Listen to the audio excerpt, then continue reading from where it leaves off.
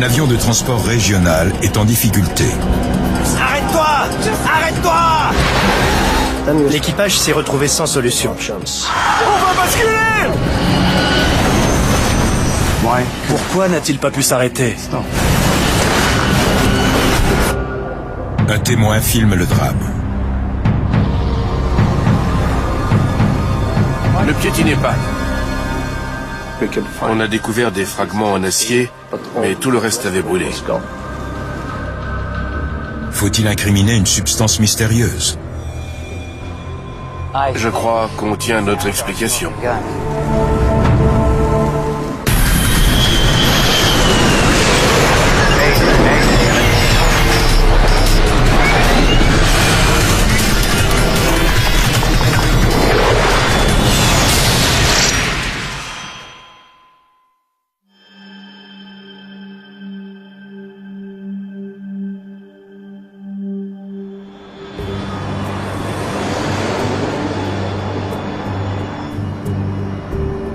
À 7h20, au-dessus des côtes déchiquetées de la Norvège, un avion de la compagnie Atlantic Airways atteint son altitude maximale lors d'un vol d'une quinzaine de minutes seulement. « 10 000 pieds. » Ok. On est tout en haut. Il est temps de penser à redescendre.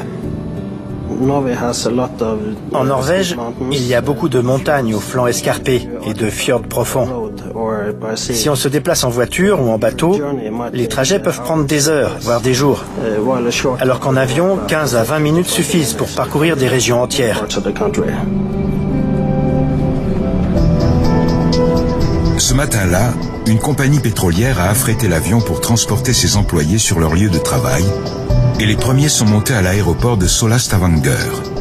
Après un bref arrêt sur l'île de Stord pour en embarquer d'autres, l'appareil repartira pour sa destination finale, Molda, sur le littoral.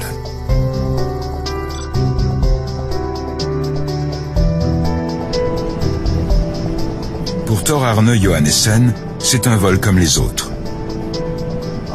J'allais faire une rotation en 5-2. C'est-à-dire que je travaillerai pendant 5 jours et que je rentrerai chez moi le week-end. Pour moi, c'était vraiment une journée comme les autres. Le British Aerospace 146 est un quadrimoteur idéal pour les liaisons entre les terrains d'aviation des 4 coins du pays. Le BAE 146 est un très bel appareil et il est facile à piloter. Sven-Erik Strandberg a piloté ce modèle d'avion pour Atlantic Airways. Il a été conçu pour se poser sur des pistes courtes, y compris en gravier. On approche. Vérifie la météo. Pour la première étape du vol, le commandant Niklas Juros est aux commandes. À 34 ans, il est pilote professionnel depuis plus de 10 ans. Thor, Atlantique 670. Quelles sont les conditions météo? Le copilote, Jakob Ewald, a 38 ans et il a été embauché par la compagnie il y a quelques mois. Vent du 110 à 6 nœuds. Visibilité supérieure à 10 km. Vent du 110 à 6 nœuds. 670. Bon, il fait beau. C'était le début de la matinée, en octobre. Le ciel était dégagé, le vent quasiment calme. C'était une très belle journée pour voler. L'avion volait normalement. Rien n'indiquait qu'il risquait d'y avoir un problème. Il faisait frais. C'était de bonne heure. Et c'est pour ça que j'avais gardé ma veste. L'aéroport de l'île de Stord est perché sur une hauteur aux flancs abrupts et bordé de falaises sur 3 côtés. La piste est au sommet d'une petite montagne, donc le relief tout autour est assez pentu. Une erreur peut coûter très cher. Si on atterrit trop long, on risque de s'abîmer dans la mer. Atterrissage, piste 15. Vent du 110 à 6 nœuds. Oui. Donc léger vent arrière. On va plutôt prendre la 33 pour faire une approche directe. Ça marche. L'équipage effectue un changement de dernière minute.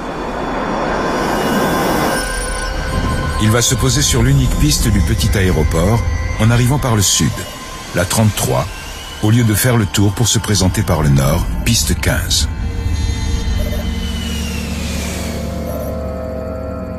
Tour 670. Demandons approche à vue, piste 33. Affirmatif. Piste dégagée. Autorisé approche à vue. Piste 33.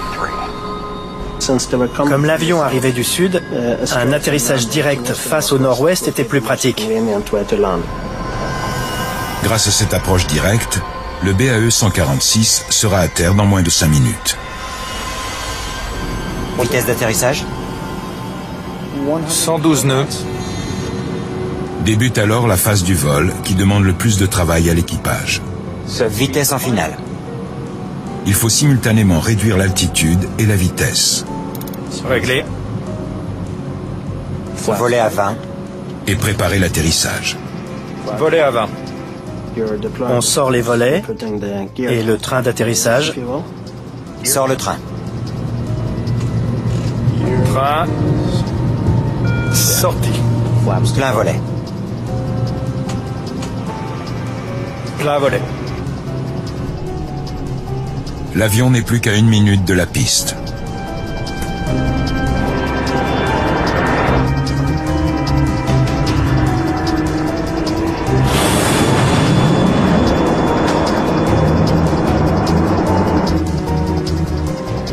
On est stable. Vitesse d'atterrissage. Le pilote en fonction regarde les points de repère visuels à l'extérieur et il vérifie la vitesse R pour s'assurer qu'elle est correcte. C'est-à-dire ni trop élevée, ni surtout trop basse. Quand on se pose sur une piste comme celle de Stord, qui est assez courte, la distance de freinage est un facteur important. Donc on fait très attention au point de toucher des roues. Réduction des gaz.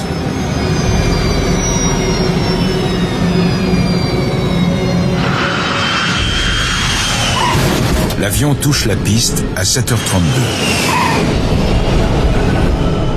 Et spoiler.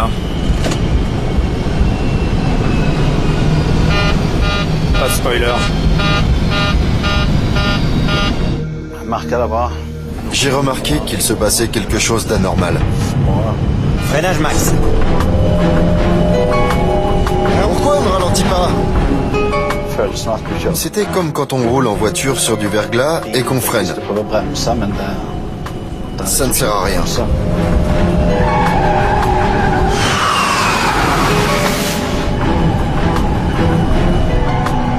On ne s'arrête pas.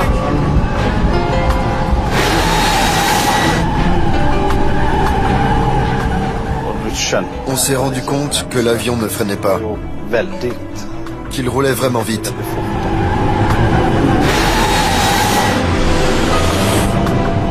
Vitesse! Apparemment, le BAE 146 ne ralentissait toujours pas et l'équipage s'est retrouvé sans solution. Le bout de la piste se rapproche. Le commandant de bord agit alors avec l'énergie du désespoir. Cramponne-toi! Il fait des embardées, d'abord à droite, puis à gauche, en espérant que cela fera s'arrêter l'avion. Les pilotes ont vraiment fait preuve de lucidité. Ils ont essayé de faire déraper leur avion pour augmenter le frottement des roues sur la chaussée.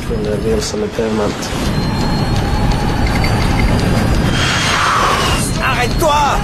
Mais arrête-toi!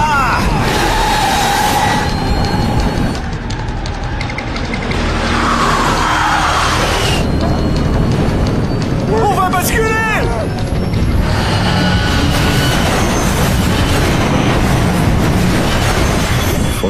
On se dit juste qu'on va mourir, que c'est la fin.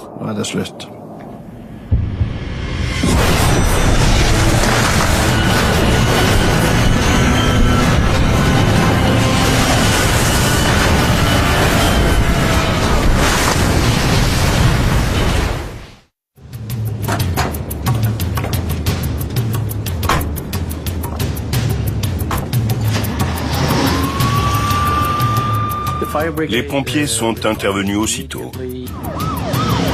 À l'aéroport de l'île de Stord, les secours viennent en aide au BAE 146 qui a basculé dans le vide.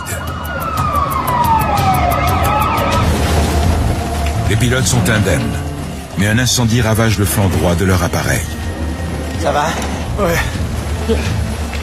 Checklist d'urgence. Je coupe les moteurs. Fais l'évacuation. Je passe en cabine. Selon la procédure, l'équipage doit éteindre les moteurs et ordonner l'évacuation. Mais la porte du poste de pilotage est bloquée. C'est coincé.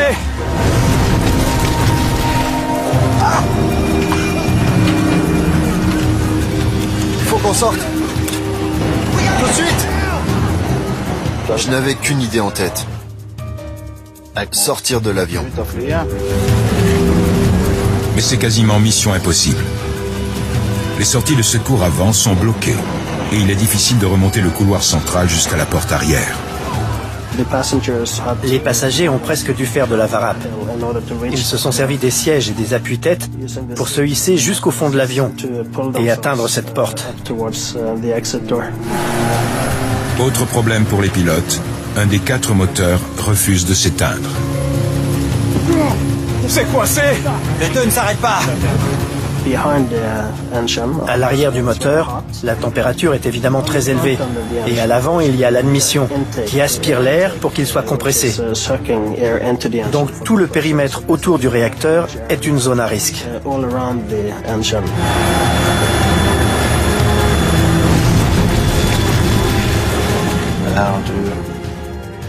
Je suis dans l'allée centrale.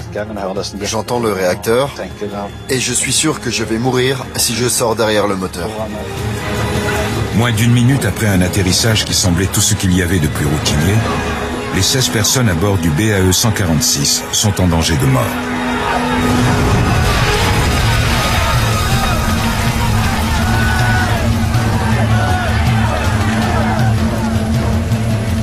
La porte du poste de pilotage est toujours bloquée. Hey, faut qu'on sorte. Les pilotes doivent s'extraire par une fenêtre. Au-dessus de la fenêtre, il y a une corde. On se met dos à l'avion, on agrippe cette corde et on s'en sert pour descendre. À l'arrière du BAE, Tor Arne Johannessen a enfin trouvé une issue. Il sort juste avant l'explosion de l'avion.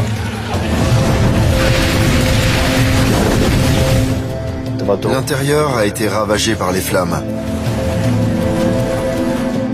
Et tout de suite après, je me suis retrouvé dehors. Je ne me suis pas demandé si j'étais soulagé ou heureux. J'étais encore sous l'effet de la décharge d'adrénaline. Ma femme. Il faut que je l'appelle.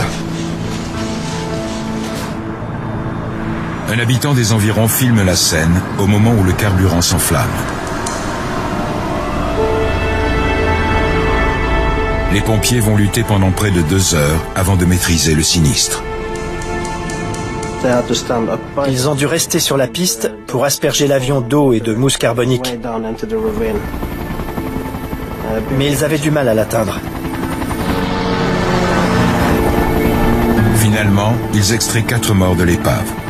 Les 2 pilotes ont survécu, tout comme Tor Arne Johannessen. Ils souffrent de brûlures, mais cela aurait pu être bien pire. Comme j'avais gardé ma veste, ça m'a évité d'être gravement brûlé au bras. Il y a eu des victimes, mais le fait que les secours aient pu évacuer autant de gens est un véritable exploit. Et ça a impressionné beaucoup de professionnels. Juste après l'accident, Sven-Erik Strandberg discute avec le commandant de bord. J'ai essayé de le réconforter, mais il n'a pas dit grand-chose. Ça ne freinait pas. Pourquoi? Il était choqué et il essayait de comprendre ce qui s'était passé.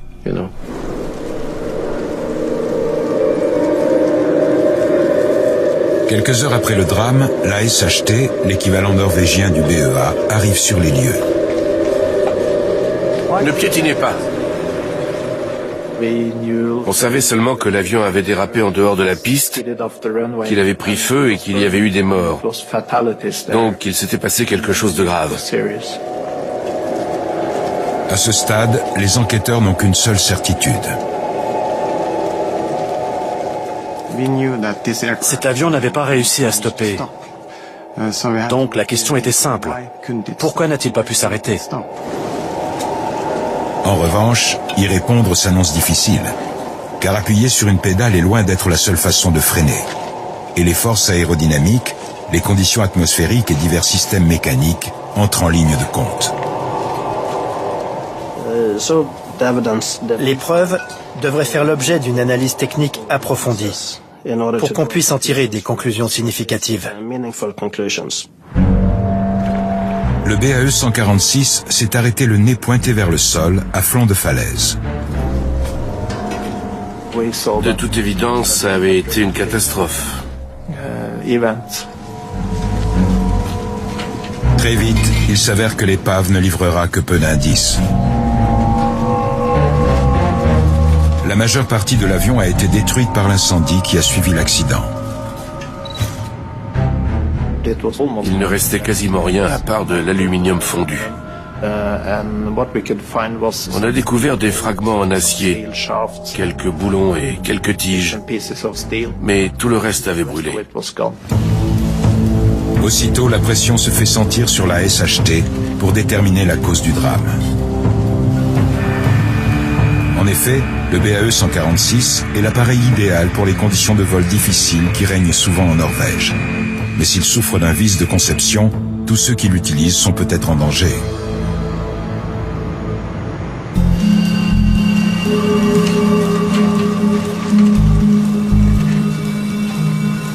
Très vite, les enquêteurs mettent la main sur les enregistreurs de vol. Mais pendant 2 heures, ces derniers ont été soumis à des températures 2 fois supérieures à celles auxquelles ils sont censés résister. Ils étaient carbonisés, pleins de suie. La chaleur a abîmé l'extérieur. Leur couleur avait changé, passant du rouge orangé habituel au gris noirâtre. Preuve qu'ils avaient été soumis à une chaleur très élevée. Espérons que l'intérieur soit en meilleur état. Rien ne dit qu'ils livreront des renseignements. On a expédié les 2 enregistreurs au BEA britannique. Ils sont spécialisés dans leur exploitation. En attendant, les enquêteurs s'intéressent à la piste. Notez tout ce que vous voyez. On ne sait pas ce qui pourrait se révéler important. Sur la piste, il y avait des marques qui semblaient provenir de l'avion accidenté. Et elles étaient très intéressantes. Ces traces de gomme pourraient expliquer pourquoi l'avion ne s'est pas arrêté. Mais leur analyse s'annonce ardue. Combien d'avions utilisent cet aéroport ? Sur cette piste, il y avait beaucoup de marques de pneus. Et ça n'était pas évident de savoir lesquelles provenaient de quel avion. En ramassant des débris, les enquêteurs remarquent quelque chose de troublant sur le revêtement. Piste mouillée. L'absence d'un dispositif de sécurité. Et pas de rainurage. La plupart des pistes modernes sont striées de rainures qui évacuent l'eau de pluie pour éviter la formation de flaques. Or, le matin de l'accident, il a plu à Stord. Une piste mouillée est plus glissante, et cela allonge la distance de freinage d'un avion. On ne s'arrête pas. La piste couverte d'eau a-t-elle empêché l'avion de s'arrêter? On va basculer! Est-ce pour cette raison qu'il est tombé le long d'une falaise?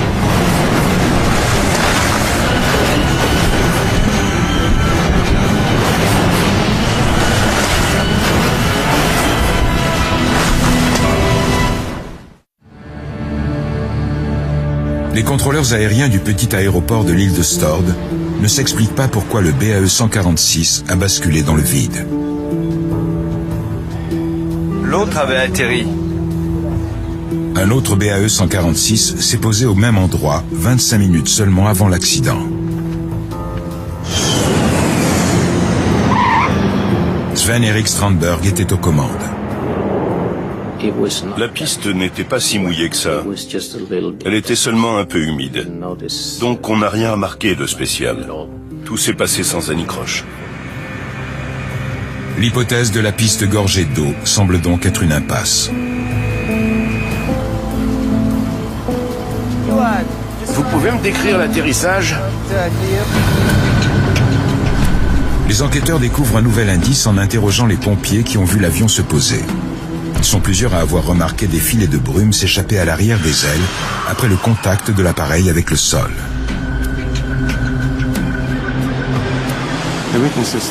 Les témoins ont déclaré avoir vu des tourbillons de bout d'aile. Ça indiquait que les spoilers n'avaient pas fonctionné comme ils auraient dû le faire. Lorsqu'un avion est en vol, il crée des filets de turbulence appelés tourbillons de bout d'aile.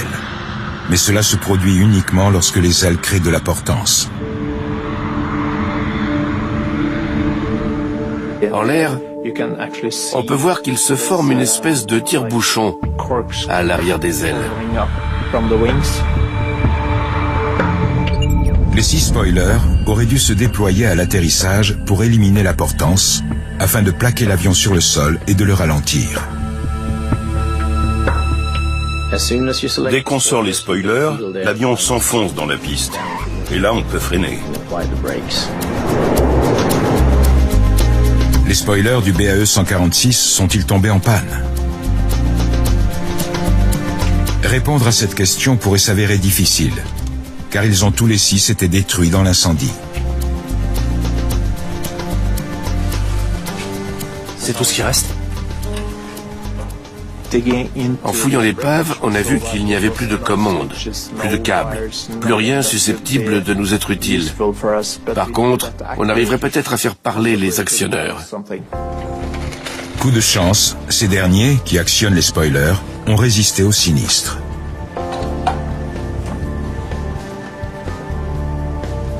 Voyons ce qu'ils peuvent nous apprendre. En laboratoire, ils vont être examinés au rayon X. L'actionneur fait monter et descendre le spoiler. C'est une espèce de vérin. Vous voyez? Il le fait monter et il le verrouille. L'analyse au rayon X confirme les soupçons des enquêteurs. Les spoilers ne se sont pas déployés. En conséquence, le BAE-146 ne disposait pas de sa puissance de freinage habituelle. C'est un indice de taille, et les spécialistes se demandent si là n'est pas la cause de l'accident.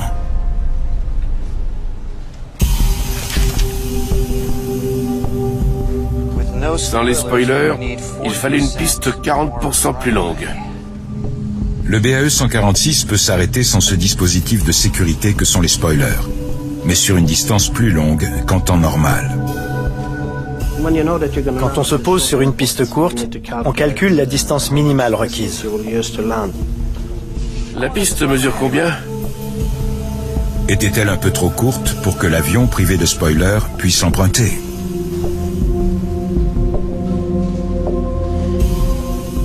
La distance de freinage est de 470 mètres et la piste faisait 1200 mètres. Mais c'est une nouvelle impasse. Assez pour se poser sans spoiler. Sur la dernière partie de la piste, la vitesse aurait dû être assez réduite pour que l'absence des spoilers ne prête pas vraiment à conséquence. Donc on a compris qu'il y avait eu un autre problème, en plus de celui des spoilers.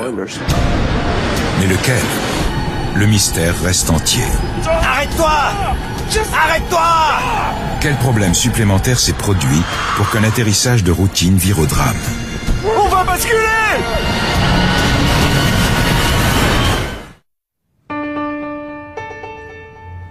Pour trouver des explications au drame de Stord, les enquêteurs de la SHT comptent sur un témoin clé, Niklas Jörås.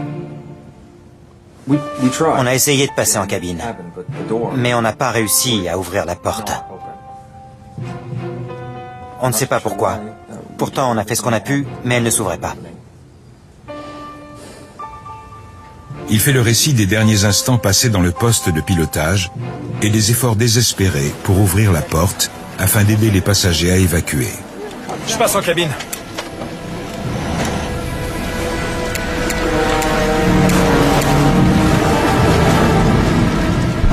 C'était un nouveau modèle, une porte renforcée par mesure de sécurité. Elle était plus difficile à ouvrir à coups de pied qu'une porte de type conventionnel, à l'ancienne. Hey, il faut qu'on sorte.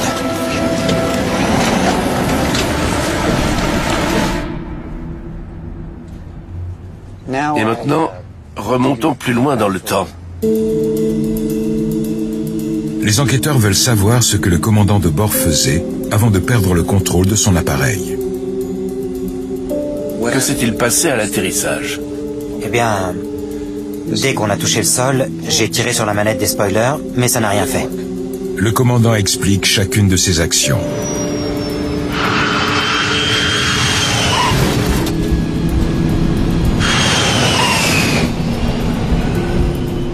Et spoiler. Pas de spoiler. Freinage max. Les spoilers ne se déploient pas, mais ce n'est pas le seul problème. Apparemment, le système de freinage refuse lui aussi de fonctionner. Ça marchait. On ralentissait. Je crois qu'on aurait pu s'arrêter si on avait...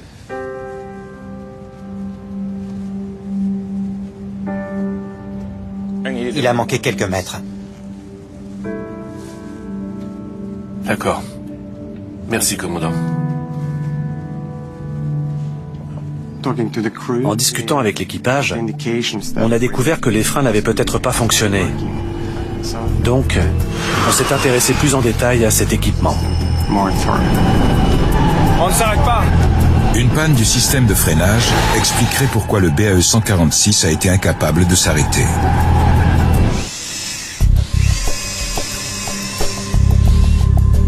L'enregistreur de paramètres aurait pu fournir des indications sur ce sujet.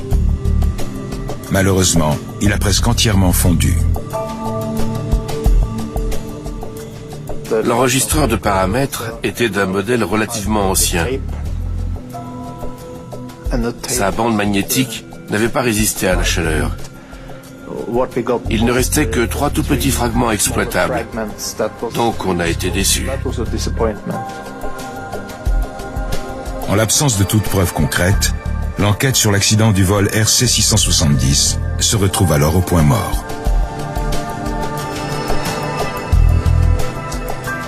On a environ 3 secondes de données sur l'enregistreur de paramètres après l'atterrissage. On sait que la vitesse de l'avion était d'environ 20 nœuds en bout de piste. Et c'est tout. Il faut déterminer plus précisément l'état de fonctionnement des freins. Pour cela, les enquêteurs s'intéressent de nouveau aux traces de gomme. En observant les marques sur la piste, ils notent quelque chose de curieux. Vous avez déjà vu une couleur pareille? Les marques de pneus normales ont la forme de lignes noires qui courent sur la piste. Mais celle-ci était plus claire, brunâtre. Tout aussi curieux, ces marques sont constellées de débris inhabituels.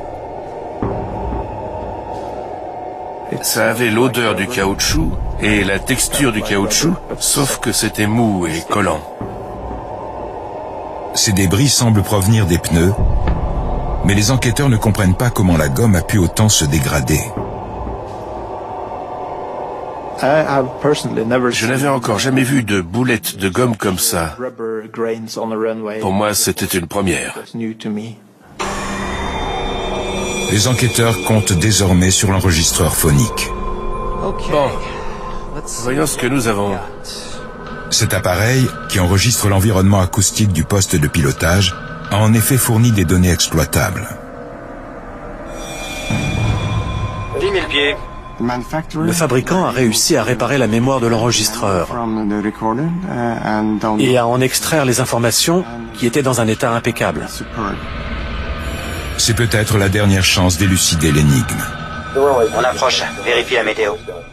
Il y avait tout, du décollage à l'accident. Tour 670. Demandons approche à vue. Les enquêteurs y trouveront-ils l'explication qu'ils cherchent? Visibilité supérieure à 10 km. 110. On est stable. 670. Rien que le très habituel. Il n'y a aucune trace d'erreur. Les échanges entre les pilotes étaient très précis, conformes à ce qu'on attend d'un équipage lors d'un vol de ce genre. Vent du 110 à 6 nœuds? Oui. Donc léger vent arrière. On va plutôt prendre la 33 pour faire une approche directe. Ça marche. Léger vent arrière. Vitesse d'atterrissage? 112 nœuds. Vitesse en finale.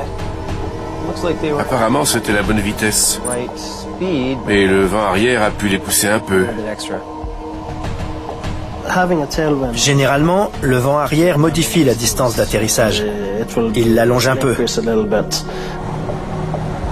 Par fort vent arrière, la vitesse d'atterrissage peut s'accroître, ce qui augmente le délai avant l'arrêt, raison pour laquelle on se pose généralement face au vent. C'est d'ailleurs ce qu'a fait Sven-Erik Strandberg le jour de l'accident. J'avais fait une boucle pour atterrir en arrivant du nord, parce qu'il y avait un peu de vent debout. Les enquêteurs se demandent alors si le vent arrière a rogné la marge de sécurité dont disposait l'équipage, qui avait déjà du mal à s'arrêter, privé de ses spoilers. Le vent arrière? Tout simplement.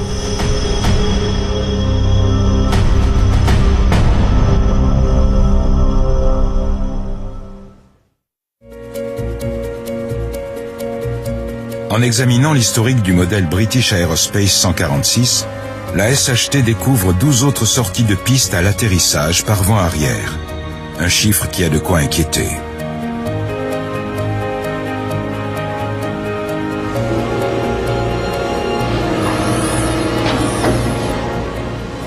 Bon, piste mouillée.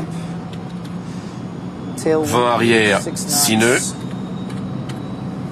Essayons. Les enquêteurs reproduisent l'atterrissage en simulateur. Stord est un aéroport agréable quand les conditions météorologiques sont bonnes.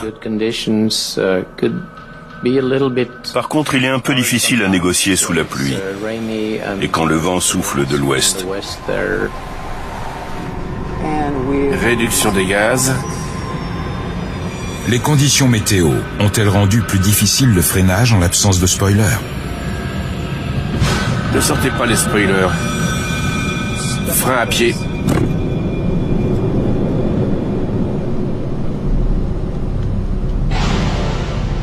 Mais c'est une nouvelle impasse. Bon. Retour à la case départ. Dans les limites acceptables, on peut atterrir avec un vent arrière de 5 nœuds. Ce vent arrière n'explique donc pas pourquoi l'avion, même privé de ses spoilers, a basculé dans le vide.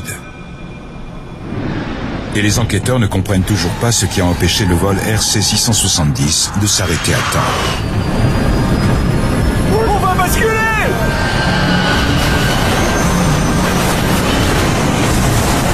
C'est alors que la fouille du fuselage carbonisé oriente les recherches dans une direction inattendue. On a fait un grand pas en avant quand on a déplacé l'épave. Par chance, un des pneus du train principal a résisté à l'incendie. Et aussitôt, les enquêteurs constatent que ces arêtes ont une texture étrange, la même que celle des morceaux de gomme récupérés sur la piste de Stord.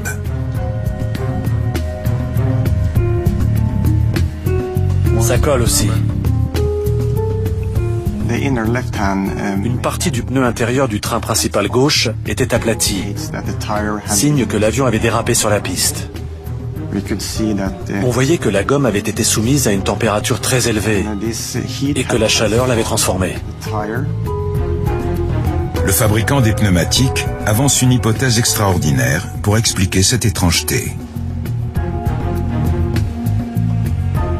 Hydroplanage par dévulcanisation. Les débris de gomme collante seraient le résultat d'un phénomène inhabituel qui se produit lorsque des pneus surchauffent sous l'effet d'un frottement très important. Relevons-en un peu. Si la gomme dérape sur un revêtement humide ou mouillé, le frottement peut entraîner une élévation de la température telle qu'elle transforme l'eau en coussin de vapeur qui soulève légèrement le pneu du sol.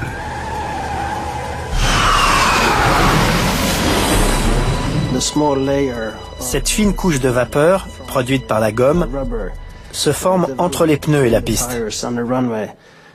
Par conséquent, il devient bien plus difficile d'obtenir la vitesse de ralentissement voulue avec les freins des roues. La température très élevée détériore la gomme et la rend collante, exactement comme les fragments découverts à Stord. Ça correspond. On avait sous les yeux un cas d'école de ce genre d'événement. Ce phénomène explique également la coloration pâle et inhabituelle des traces laissées par les pneus. Les marques de dérapage avaient cette couleur parce que le coussin de vapeur a un peu le même effet qu'un nettoyeur vapeur. Il enlève toutes les saletés qu'il y a sur la piste. Il y a quelque chose qui cloche. En effet, l'hydroplanage par dévulcanisation ne se produit que lorsque les roues se bloquent et que le frottement devient suffisamment fort. Or, le BAE 146 est équipé d'un système anti-blocage. Et spoiler. Pas de spoiler. Freinage max. Les roues ne sont pas censées se bloquer, pourtant c'est exactement ce qu'elles ont fait. À la SHT de découvrir pourquoi.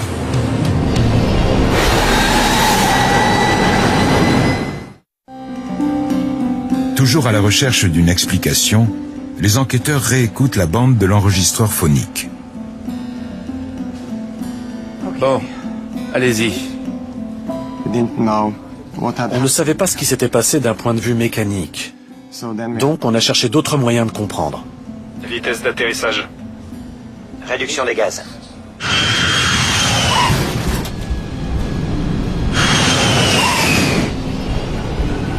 Et spoiler. Encore une fois. De nombreuses commandes font un bruit caractéristique. Et spoiler. Les enquêteurs comparent les bruits qu'ils entendent avec une bibliothèque de sons préenregistrés afin de reconstituer ce qui s'est passé à bord.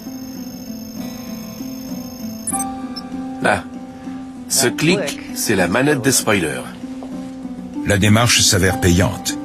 Ils parviennent notamment à identifier le bruit de la manette des spoilers. Pas de spoiler. Freinage max. En tendant l'oreille, ils entendent bientôt un autre son susceptible d'expliquer enfin pourquoi l'avion ne s'est pas arrêté. On ne s'arrête pas. Stop. Comparez-le. Ce signal sonore indique que le freinage de secours a été appliqué. On réécoute. On ne s'arrête pas. Vous entendez? D'abord le signal du freinage de secours, puis le dérapage. C'est une découverte cruciale. Le signal sonore prouvait que quelqu'un avait appliqué le freinage de secours et juste après, on entendait le crissement des pneus sur l'enregistreur phonique. Je crois qu'on tient notre explication. Sans antipatinage ni protection antidérapage, majorer la distance d'atterrissage de 60%. Il s'avère que le freinage de secours du BAE 146 n'est pas équipé d'antipatinage.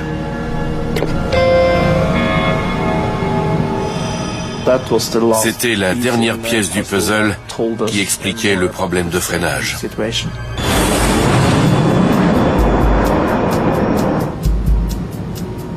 On est stable. Vitesse d'atterrissage. Réduction des gaz. Les enquêteurs comprennent enfin pourquoi le vol RC-670 s'est achevé sur une tragédie.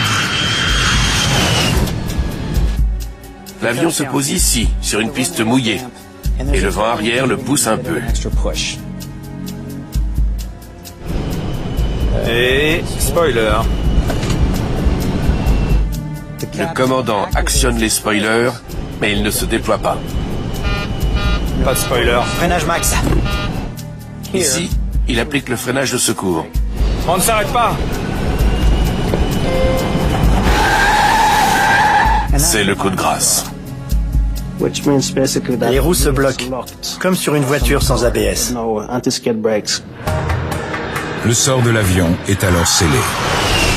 On va basculer!